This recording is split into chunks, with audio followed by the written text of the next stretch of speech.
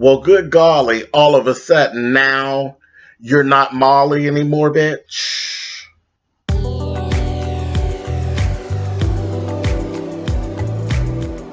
I'm like, come on through, Cookie. I want up on my soapbox. That's basically it. Let's talk about drag in all its forms.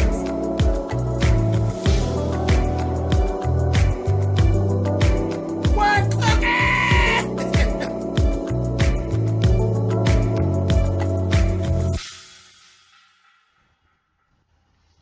Hey guys, thanks so much for clicking on the video. This is another episode of Backpeddling and Pussy Poppin'.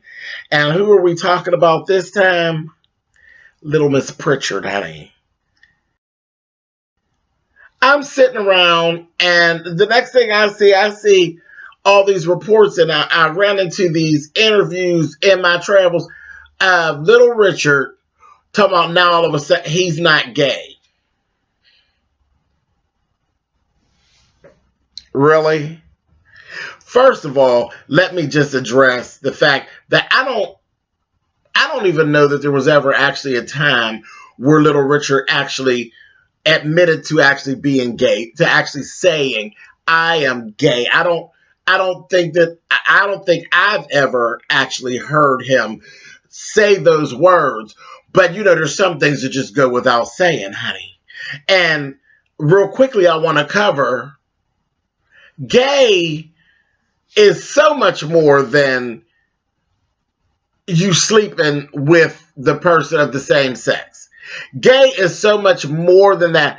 Being gay, you know, the fact that I'm attracted to a man as opposed to a woman, that's only a part of it. And it's a small part of it. Who you sleep with is a very small part of my gayness and what makes me gay. There are so many things that actually go into the fact that I am gay. The sex part is really not the biggest thing. I mean, are you kidding me? It's everything. It is your being. It's everything about you. It's, you know, your inflection and the way you carry yourself and the way you hold yourself, and it's all those things. It's not just who you sleeping with, child. It's your woo, and it's all of that. All of that has to do with you being gay. Girl, what are you talking about? What are you talking about? And the thing that comes to mind, there's a saying, and it's, when the fox can't get at the grapes, then he'll say that they're sour. And I want you to just hold that and digest that for a little bit. When the fox can't get to the grapes, he'll say that those grapes are sour. Meanwhile, he don't really know nothing about them damn grapes. But see, being gay, a big part of being gay, I don't know if you all know this, is about being young and being beautiful and being pretty. And it's not always, and when I say young and pretty and beautiful, I don't mean young and beautiful and pretty. That ain't what I'm talking about. I'm talking about young with muscular and flat tummy and ass cheeks tight. You know, whatever young and beautiful is, young and beautiful and masculine, young and beautiful and feminine, young and beautiful, even when it comes to trans folk and effeminate gays, you know, young and beautiful and perky. You know, when the trans girls are young, they're their most beautiful. It's always, gay has always been about young and beautiful. That's what it's always been about. And the gay life actually changes as you move on and you get older. That's why when you go out, you don't see very many old gay folks hanging out. You don't see them out. They do other stuff. They be having house parties and little stuff like that. But when you go to the clubs, for the most part, you don't see, you know, because I'm now considered an older gay. I'm 45.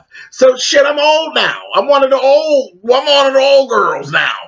But you see these 20-year-olds and these 18 and 19-year-olds, and and child, I live. See, I'm not one of those old house party bitches. I'm old in numbers. Okay? I'm old in numbers, but a bitch will still jump out on the floor and twirl with the kids and all of that. I don't have a problem with all that. But it really is not my time anymore. It is their time. I'm just there, laughing and keying and really enjoying them and what they're doing and watching them dancing and stuff. But I will jump out there and dance if they play the right shit now. So that's what, with the actual gay life really has to do with. And then when you get to the sex part of it, child, that's a whole nother ball of wax. Who the fuck want to have sex with Little Richard? I think he's 83? So, like I said, again, about them grapes. Are you not gay anymore, Little Richard, because you can't find nobody to be gay with you? Is this why you're backpedaling and pussy popping and all of a sudden you're not gay? All of a sudden now it's all about Christ and this, that, and the other. He's taking it all to the church. It's all this church stuff. And I've seen several reports where the church, they were eating it up naturally. Eating it up. Oh, yes, you can be delivered. This, that. Eating it up. Eating it up, trying to make themselves feel vindicated and trying to make themselves right. And you know the story. So now what you doing is you cooning for the church. Is that what you're doing? Cooning down to the church house. It was actually depicted in your movie, your little biopic, of how you rebelled against what the church was saying. And I mean, you went through your parents beating and damn near disowning you and carrying on. Now all of a sudden you're saying they was right. Cooning for the church. And do what you want with your shit. Say what you want about your shit. But all that insulting the rest of us. There was one interview where you talk about that gay relationships were unnatural. No, bitch, your perm is unnatural, bitch. That fucking pompadour is unnatural. 25 years after ain't nobody wearing them no more. Girl, if you don't get your ass out of here. Now all of a sudden, you're better. You're better than somebody else now? Now all of a sudden, really? You're better now? How does that happen? That you're better now? There's only one thing in your mind. You probably feel like you're better, and that's fine because that's how you think. But the one thing that is actually a fact is that you're old. You're old now. You ain't better than anybody. You're no better than you were 20 years ago. Not at all. You're older. You're old, bitch, and that's the only thing that is a fact in this whole situation. And you're an attention whore. Girl, if you don't get out of here. Then I see him, he's doing an interview, and you sitting up in the interview with these glittery boots in a wheelchair. With these glittery boots on, girl. You got all 12 different patterns on. Still looking like the queen of the night. Girl, if you don't get your own ass somewhere, sit down. Stop it. And again, like I said, those are all the things that make you gay. It ain't about who you sleeping with. It's your twitch and your twang that makes you gay, not just who you sleeping with. Because at this point, I take it that you ain't sleeping with nobody. But you've always slept with men and women. And we knew that. And they talked about that in your movies about yourself and all these biographies about yourself that you did, men and women, that you've always had this sexual fluidity, but you always looked like a queen, honey. You always was painted for the people in the cheap seats, bitch. They could see your eyeliner and your eyeshadow, girl. You was dusted, bitch, more so than any drag queen that I've ever done a show with. Those are the things that go into your gayness. It ain't about who you sleep with. And if it came to sleeping with people, then bitch, I'd be a monk. I've been celibate for 15 years, but let me tell you, I am very much gay, okay? Very much gay. When it comes to boys, honey, I like them, honey. I like them. I don't like no girls. like that. I love women, love them to death. Think they're the best thing that God ever created, but I don't want none nowhere near me touching my stuff. Stop playing. I like men, honey, and I like them a whole lot.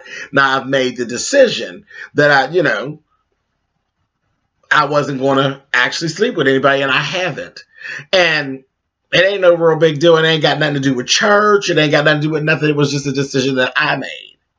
And whenever I get ready to reverse that decision, I'll reverse it. And I promise you, it will be with a man. It will not be with a woman. It will be with a man. Some kind of man. Trust me. And I believe, Pritchard, if you could find a man to lay up with your old ass, you would be still fine and be going about your business. You have done all this shit. I mean, your life has been a whole bunch of stuff. This back and forth stuff. You've had a marriage that actually dissolved due to sexuality issues. So there's proof that you do both. You would have been, bisexual. Somebody would call you bisexual. You have children and everything like that. They call you bisexual. Yeah, that's cute. But see, you're a little bit extra more to see that bisexual thing. That title really has to do with who you sleep with. Baby, you and all this makeup and this hair and this woo and all of this and all that twitching and twanging and glittery boots and slick back hair and girl, gay.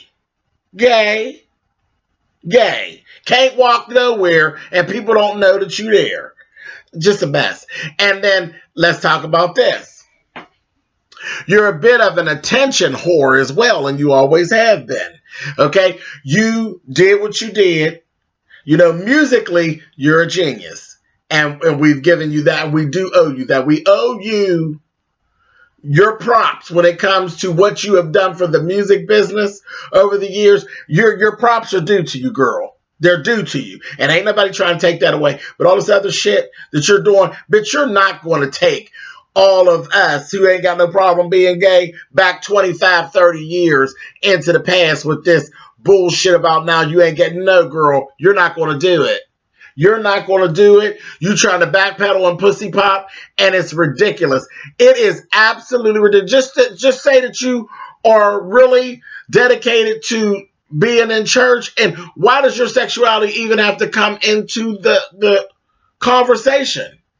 Because one thing about the church and the black church, girl, they ain't never going to forget it. They ain't never going to forget it, and they ain't never going to stop talking about it. When you ain't listening, guess what they calling you?